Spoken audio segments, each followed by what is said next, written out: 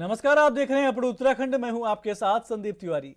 उत्तराखंड के मुख्यमंत्री पुष्कर सिंह धामी ने नई दिल्ली में केंद्रीय जल शक्ति मंत्री CR पाटिल से शिष्टाचार भेंट की। मुख्यमंत्री ने कहा कि जल जीवन मिशन से उत्तराखंड के ग्रामीणों के जीवन की गुणवत्ता में काफी सुधार आया है।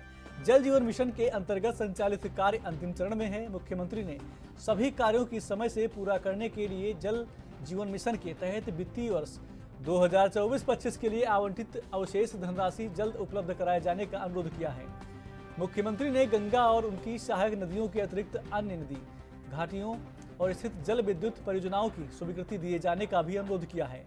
मुख्यमंत्री ने कहा कि धौली गंगा पर स्थित पिथौरागढ़ की सेला उर्थी जल विद्युत परियोजना गंगा बेसिन में नहीं है, इसलिए मंत्रालय से इस संबंध में सभी स्वीकृतियां प्रदान की जा सकती हैं।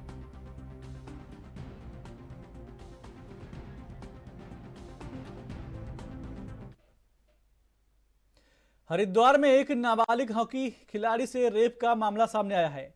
जब हॉकी खिलाड़ी ने अपने कोच पर रेप का आरोप लगाया, इसमें कोच को गिरफ्तार कर जेल भेज दिया गया है। इसके बाद प्रदेश की खेल मंत्री रेखा आर्य नाबालिग लड़की खिलाड़ी से मिलने पहुंची। इस मौके पर खेल मंत्री रेखा आर्य ने कहा कि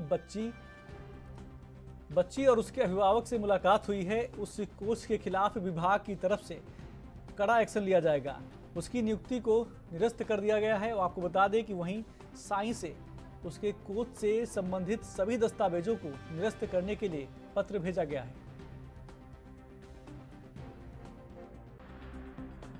उस कोच की एक्टिविटीज़ रही हैं, ये सारी बातें उस बालिका ने बताने का भी काम किया है। निश्चित रूप से ये अपराध क्षम्य योग्य नहीं है और विभाग अपनी ओर से ये निर्णय कर चुका है कि संबंधित कोच को जो विभाग की ओर से संविदा आधारित जॉब पर रखा गया था, सबसे पहले उसकी जॉब के आदेश को निरस्त किया जा रहा है। इसके साथ ही मैं समझती हूँ कि शायद हो सकता है कि देश का पहला ऐसा उदाहरण होगा जो एक्शन जो है, मैं स्पोर्ट्स मिनिस्टर होने के नाते भी और इस प्रकार के अपराध के विरुद्ध एक्शन लेने के नाते भी और एक बच्ची की भावनाओं को समझते हुए भी और अन्य बच्चियों के साथ ऐसा ना हो, इसका संदेश देने के लिए भी मैं संबंधित कोच के विरुद्ध साई में एक रिक्वेस्ट लेटर देने को हूँ, जहाँ पर उसके संबंधित जो प्रमाण पत्र एज ए कोच के रूप में प्राधिकरण निर्गत करता है, उसको निरस्त किया जाए। इसका एक अनुरोध पत्र मैं अपनी ओर से भेजने भाजपा के कुछ वरिष्ठ नेताओं की अनदेखी के चलते भाजपा के खेमे में बेचैनी सी बढ़ गई थी, जिसमें काशीपुर के भाजपा से मेयर प्रत्याशी दीपक बाली कुछ आपको बता दें कि सकते में दिखाई दे रहे थे। आपको बता दें कि नगर निगम चुनाव में नामांकन के समय काशीपुर के कुछ दिग्गज बीजेपी नेता दिखाई ही नहीं दिए थे, जिससे शहर में तरह तरह की चर्चाएं होने लगी थी और खुद मेयर प्रत्याशी दीपक बाली भी सकते में आ गए थे। पूर्व विधायक हरभजन सिंह चीमा के स्वास्थ्य खराब होने के चलते भाजपा के मेयर प्रत्याशी दीपक बाली के साथ जनसंपर्क में शामिल नहीं हो पा रहे थे, जिसको लेकर शहर के गली मोहल्ले में चर्चाओं का बाजार गर्म होता दिखाई देने लगा था, जिसे संज्ञान लेते हुए पूर्व विधायक हरभजन सिंह चीमा ने आनन फानन में बाजपुर रोड स्थित अपने निवास स्थान पर एक प्रेस कॉन्फ्रेंस का आयोजन किया।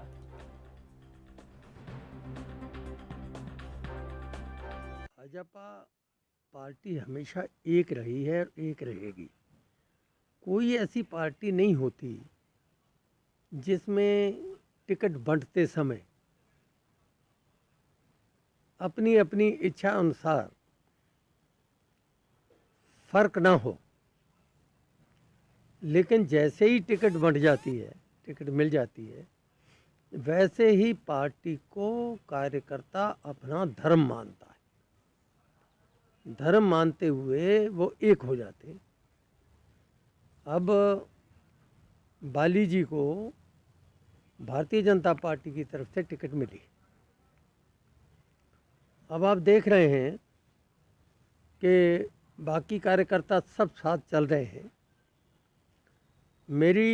मेरा कारण मेरा अस्वस्थ होना है और आज मैंने प्रेस भी इसीलिए की कि मेरे सारे क्षेत्रवासियों को इस बात का पता लग जाए कि मैं अस्वस्थता के कारण अभी इतना सहयोग नहीं कर पा रहा हूँ जितना मुझे कर देना चाहिए था अब तक।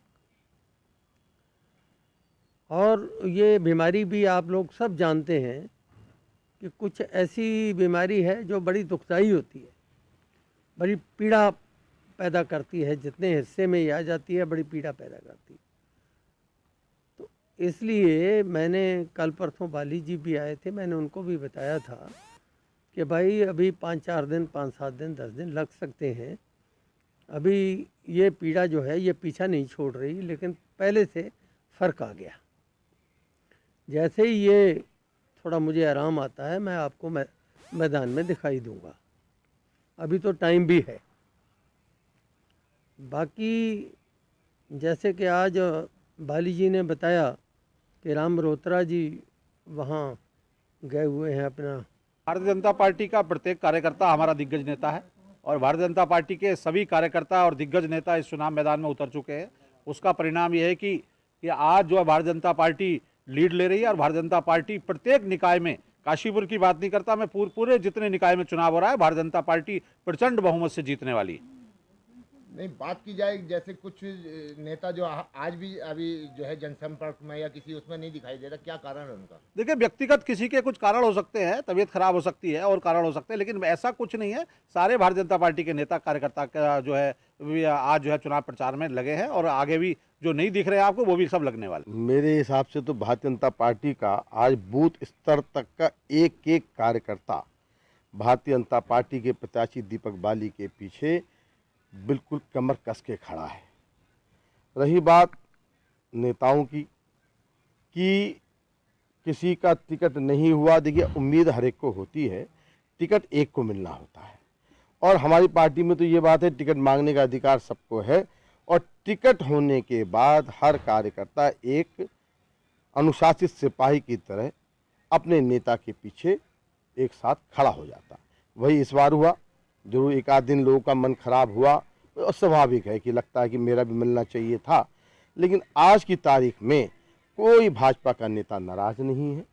बात आती है कि हमारे जैसे उषा चौधरी जी, आज उषा चौधरी जी भी कल की बैठक में भी हमारे साथ थी, परसों हमारी जो कार्यालय पे बैठक हुई उसमें भी जो हमने वार्ड प्रत्याशी वार्ड प्रभारियों की बैठक करी उसमें भी साथ आई, लेकिन उनका स्वास्थ्य कुछ खराब होने के कारण वो डोर टू डोर नहीं जा पा रही हैं। बल्कि उन्होंने कहा कि मैं जाना चाहती हूँ, तो मैं नहीं मना करा, मैंने भाभी थोड़ी सी तबीयत ठीक कर लो, आप बैठकों में आ रही हैं, हम सबको मार्गदर्शन दे रही हैं, इतना जरूर आपके लिए बहुत है। उनकी उम्र भी आज 63-64 साल है, हमें भी अपने नेताओं का ख्याल रखना है। रही राम भाई साहब की बात, आज उन्होंने अपनी पूरी टीम भारतीय जनता पार्टी के हमारे इस प्रत्याशी दीपक बाली जी के साथ उतार दी है। स्वयं उन्हें अपने पारिवारिक कार्यक्रम के कारण कहीं बाहर जाना पड़ा है। मैं उम्मीद करता हूं कि कल हमारे संगठन मंत्री अजय जी का भी उनके यहाँ लंच था, अब वो उनके साथ मिले, अब वो बाहर गए हैं, बाहर आते वो जुड़ेंगे। इसलिए ये कहना कि भारतीय जनता पार्टी में आज कोई नेता नाराज है या कोई कार्यकर्ता नाराज है। ऋषिकेश में मेयर के लिए कांग्रेस प्रत्याशी दीपक जाटव के कार्यालय का उद्घाटन प्रदेश अध्यक्ष करण माहरा ने रिबन काटकर किया। मौके पर सैकड़ों लोगों की भीड़ दीपक जाटव के समर्थन में पहुंची। लोगों ने दीपक जाटव को वोट देकर जीत दिलाने का भरोसा प्रदेश अध्यक्ष को दिया और कहा कि इस बार शहर में बदलाव लाना है। प्रदेश अध्यक्ष ने भी लोगों से दीपक जाटव को जीत दिलाने के लिए भारी मात्रा में 23 जनवरी को वोट करने की अपील की है।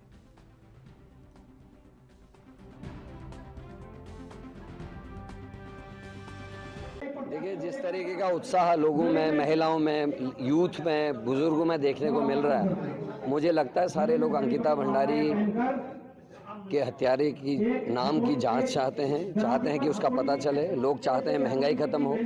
लोगों में खासा उत्साह है विकास योजनाओं को लेकर कि कांग्रेस के लोग आएंगे तो विकास करेंगे।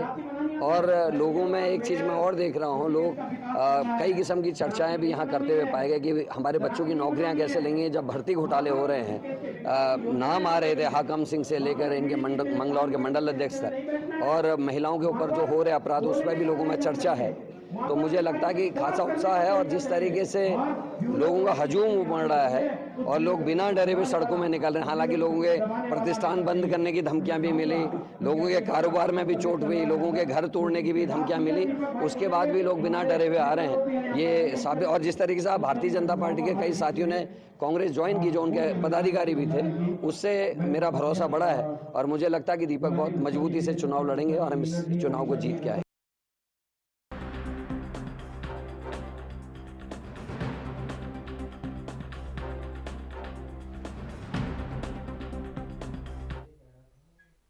उत्तराखंड में निकाय चुनावों से पहले कांग्रेस को बड़ा झटका लगा है।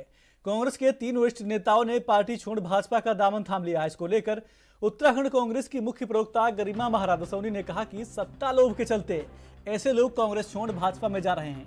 एक लंबे समय तक पार्टी में रहने के बाद कोई अपनी बूढ़ी माँ के साथ ऐसे कैसे कर सकता है? पार्टी माँ जैसी होती है, उसको ऐसे समय में छोड़कर जाना ये बताता है कि लोग लालच के चलते पार्टी छोड़कर जा रहे हैं।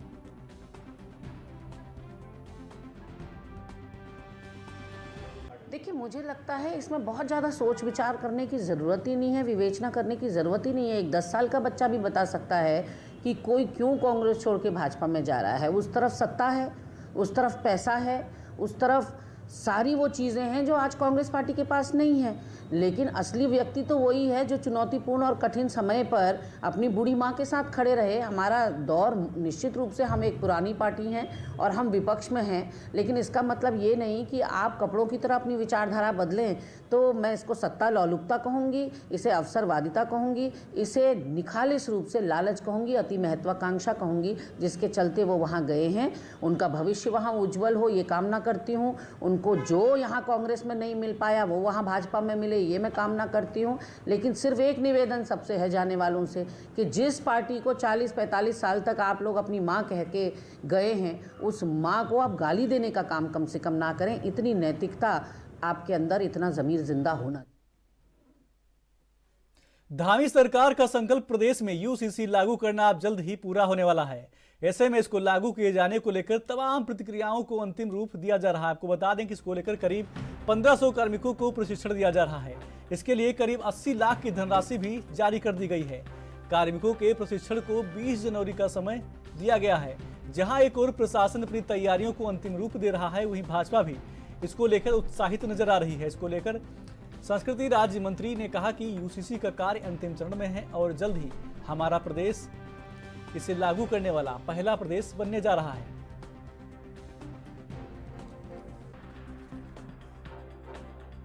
हमारे लिए बड़ा गौरव की बात है और उत्तराखंड जो है पूरा देश का पहला राज्य बनने जा रहा है जिसमें यूसीसी लागू किया जा रहा है।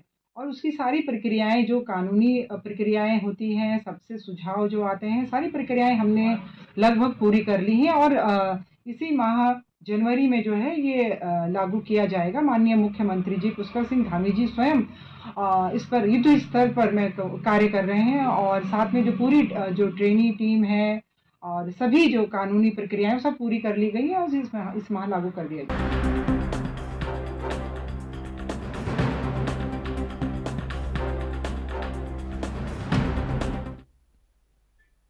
भीमा नगर पालिका में अध्यक्ष पद पर अपना मजबूती से ताल ठोकने वाले खटीमा से निर्दलीय उम्मीदवार दीपक भट्ट ने अपने कार्यकर्ताओं तथा समर्थकों के साथ मेलघाट रोड राजीव नगर में फीता काटकर कार्यालय का शुभारंभ किया। वहीं चुनाव कार्यालय के शुभारंभ के उपरांत भट्ट का चुनाव प्रचार तीव्र हो गया। आपको बता दें कि अध्यक्ष प्रत्याशी भट्ट ने अपने कार्यकर्ताओं तथा समर्थकों के साथ डोर टू डोर भ्रमण कर अपने पक्ष में मतदाताओं से वोट डालने की अपील की। इस दौरान कार्यकर्ताओं तथा समर्थकों में भारी जोश व उत्साह देखा गया।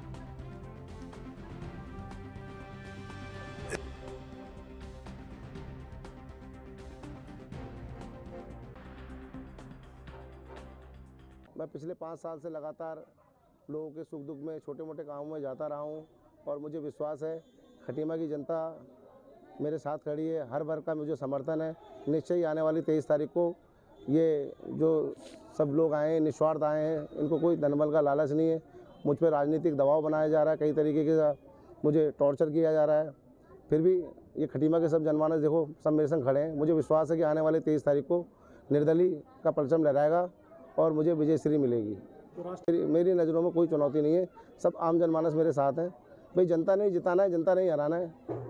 दीपक भट्ट की क्या ताकत है इस चुनाव? मेरी ताकत ये जो लोग आए हैं, ये मेरी ताकत है। मेरी ताकत आम जनमानस है, गरीब परिवार लोग हैं, गरीब लोग हैं, हर जाति के लोग मेरे से तन मन धन से खड़े हैं। खटीमा की समस्याओं के लिए हमेशा मैंने संघर्ष किया है। आने वाले समय में भी जीवन में नीचे से लेकर ऊपर तक जहाँ मुझे जरूरत पड़ेगी हम आम जनमानस के संग खड़ा। खटीमा की समस्या एक हो तो मैं बताऊँ, खटीमा की अपार समस्या है। घकरा नाला देख लो, कूड़े की समस्या देख लो, रोडों के हाल देख लो, पीलीभीत रोड देख लो, ये सितारगंज रोड देख लो, मेराघाट रोड देख लो, कहाँ समाधान हुआ है। स्थानीय विधायक भी यही है कांग्रेस से, सरकार भाजपा की है। इसके लिए क्या करेंगे? अब निर्दयी लड़ाई लड़ी है जनता, अगर मुझे पावर में भेजेगी नगर। खबरें और भी हैं, छोटा सा ब्रेक।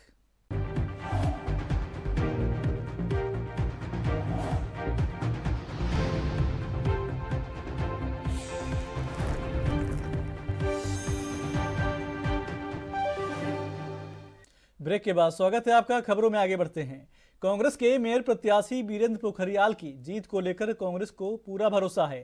कांग्रेस की प्रदेश प्रवक्ता डॉक्टर गरिमा सिंह ने बताया कि कांग्रेस प्रत्याशी वीरेंद्र पोखरियाल 3 बार के छात्र संघ अध्यक्ष पद पर जीत हासिल कर चुके हैं। साथ ही सहकारिता अध्यक्ष पद पर भी उन्होंने जीत हासिल की है। इसके अलावा राज्य आंदोलन में भी उनका अहम भूमिका रही है। आपको बता दें कि राजहित की लड़ाई में कई बार जेल का भी सफर तय किया है। और अब जिस तरह से जनता का अपार समर्थन वीरेंद्र पोखरियाल को मिल रहा है, उससे मेयर पद पर इस बार जीत निश्चित ही कांग्रेस की होना तय है। देखिए, बिल्कुल हमारा जो मेयर प्रत्याशी कैंडिडेट भाई वीरेंद्र पोखरियाल जी हैं, आंदोलनकारी हैं, पूर्व छात्र संघ अध्यक्ष रहे हैं, तो छात्र राजनीति में सक्रिय रहे हैं। उसके बाद उन्होंने सहकारिता में भी अपना योगदान देने का कार्य किया है। और हर जगह से जहां जहां भी हम जा रहे हैं, हर जगह से वीरेंद्र पोखरियाल जी के लिए जो आम जनमानस है उसका समर्थन देख करके ये लग रहा है, क्योंकि हर व्यक्ति ये कह रहा है कि एक बहुत अच्छा कैंडिडेट जो है कांग्रेस पार्टी ने देने का कार्य किया है। तो जो जन समर्थन हमें मिल रहा है, जो जनता का जो है वार्तालाप जो हो रही है, उससे ये स्पष्ट है कि वीरेंद्र पोखरियाल जी की जीत निश्चित है। और आने वाले जो ये चुनाव है मेयर का, इसमें वीरेंद्र पोखरियाल जी को जनता का समर्थन मिलेगा और वो पक्का जीतेंगे। भाजपा निकाय चुनाव के प्रचार प्रसार को लेकर कमर कस चुकी है। भाजपा प्रदेश प्रवक्ता सुरेश जोशी ने प्रेस कॉन्फ्रेंस कर पार्टी की रणनीतियों को साझा किया। सुरेश जोशी ने कहा कि निकाय चुनाव में भाजपा केंद्र और राज्य सरकार के कामकाज को लेकर जनता के बीच जा रही है। भाजपा के सभी प्रत्याशी जीतेंगे, क्योंकि सरकार ने जो कार्य प्रदेश में किए हैं, निश्चित ही जनता उसे अपनी मोहर लगाकर बीजेपी उम्मीदवार को जिताने का काम करेगी।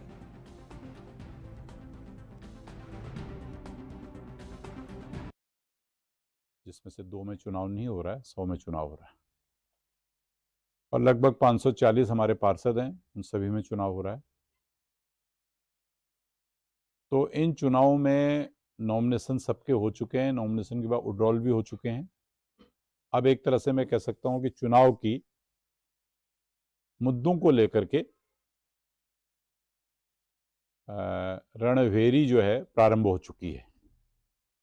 तो भारतीय जनता पार्टी, जैसे मैंने पहले भी कहा, कि अपने संगठन को एक साथ लेकर के एकजुट करके माननीय प्रदेश अध्यक्ष जी, प्रदेश के मुख्यमंत्री जी और पूरी भारतीय जनता पार्टी की टीम इस काम पे लगी है। मूल रूप से हम लोग जो है, जो सरकार काम कर रही है और जो केंद्र सरकार हमको सहयोग दे रही है, यानी विकास कार्यों को लेकर के इन स्थानीय निकाय चुनावों में अलग अलग जगह जो हमने काम किए हैं, नगर निगमों के अंदर और नगर पालिकाओं के अंदर, उन सभी विषयों को लेकर के हम जन जन तक जा रहे हैं। और लोगों को 2 विषय हमारे हैं, एक तो जो काम हमने किया है उसको हम बतला रहे हैं, और जो काम हमने आगे कर रहे हैं, क्योंकि केंद्र के अंदर भी भारतीय जनता पार्टी की सरकार है और प्रदेश के अंदर भी हमारी सरकार है, उन दोनों विषयों को लेकर के हम जा रहे हैं। तो अगर मैं बिंदुवार बात करूं तो हम लोग विकास को लेकर के राजनीति कर रहे हैं, और विकास की जो हमने काम। उत्तराखंड में यूसीसी लागू करने के लिए कसरत अंतिम चरण में पहुंच गई है। कानून और नियमावली बनाने के बाद अब कर्मचारियों को प्रशिक्षण देने का कार्य शुरू किया जा रहा है। इसके लिए केंद्र सरकार द्वारा गठित CSC SPB को प्रशिक्षण देने की जिम्मेदारी सौंपी गई है। समान नागरिक संहिता लागू करने से संबंधित सभी विभागों के तकरीबन 1500 कार्मिकों को ब्लॉक स्तर तक प्रशिक्षण दिया जाएगा। सरकार ने 20 जनवरी तक यह प्रशिक्षण पूरा करने का लक्ष्य रखा है। इसके लिए 80 लाख रुपए की धनराशि भी स्वीकृत कर दी गई है। वहीं कांग्रेस प्रदेश महामंत्री राजेंद्र शाह ने कहा कि उत्तराखंड में आपको बता दें कि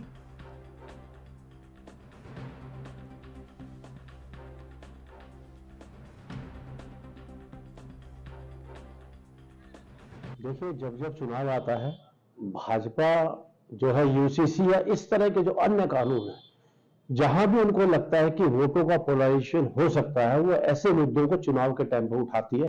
और एक उत्तराखंड बींग उत्तराखंडी और एक उत्तराखंड राज्य आंदोलनकारी होने के नाते मैं ये कहना चाहता हूं कि उत्तराखंड में इस की कोई जरूरत नहीं है।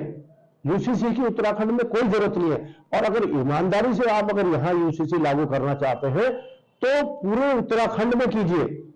अब आप डिफाइन कर रहे हैं कि आप चकराता क्षेत्र के शेड्यूल क्राफ्ट को छोड़ देंगे, यहाँ पर थारू है, यहाँ पर बोक्सा है। मतलब ये दो तरफा राजनीति जो दोहरा चरित्र भाजपा का है, ये क्यों बार बार अपने चरित्र को उजागर करने का काम करते हैं? आप करिए ना, यूसीसी लागू अगर करना चाहते हैं, लेकिन अगर आप ये कहेंगे कि निकाय चुनाव के चलते नाराज नेताओं का दल बदलना जारी है। ज्यादातर कांग्रेसी नाराज होकर भाजपा का दामन थाम रहे हैं। ऐसे में विधानसभा चुनाव से लेकर अब तक कांग्रेसियों की एक लंबी फेहरिस्त बीजेपी में शामिल हो चुकी है। हालांकि भाजपा इसे कांग्रेस की नाकामी मान रही है, लेकिन इस बात से भी इनकार नहीं किया जा सकता कि आने वाले दिनों में यही बागी भाजपा के लिए भी मुसीबत बन सकते हैं। जाहिर है कि राजनीतिक महत्वाकांक्षा को लेकर ही कांग्रेस छोड़कर यह लोग भाजपा में शामिल हुए हैं और भाजपा में अगर उनकी इच्छाओं के अनुरूप उन्हें जगह नहीं मिल पाती तो एक बार फिर भाजपा के खिलाफ भी उनके बगावती सुर जरूर उठ सकते हैं। इस बात को लेकर भाजपा नेताओं का मानना है कि जो भी भाजपा में शामिल हो रहा है वह बिना शर्त शामिल हो रहा है और सामान्य कार्यकर्ता के रूप में वह अपनी सदस्यता ग्रहण कर रहा है।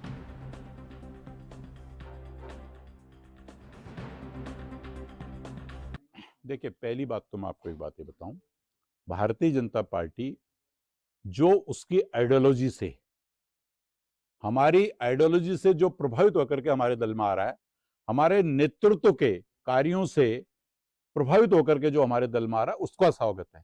हमारे यहाँ किसी को भी कोई कंडीशनल न तो दल में शामिल किया जाता है। हाँ, इतना है कि जो कार्यकर्ता जहां पर उपयोगी होता है उस कार्यकर्ता को जो है कि उसके योग्यता के आधार पर और उसकी उपयोगिता के आधार पर पार्टी संगठन उसको काम देता है। इसलिए ऐसी कोई कंडीशन से भाजपा में नहीं चलती।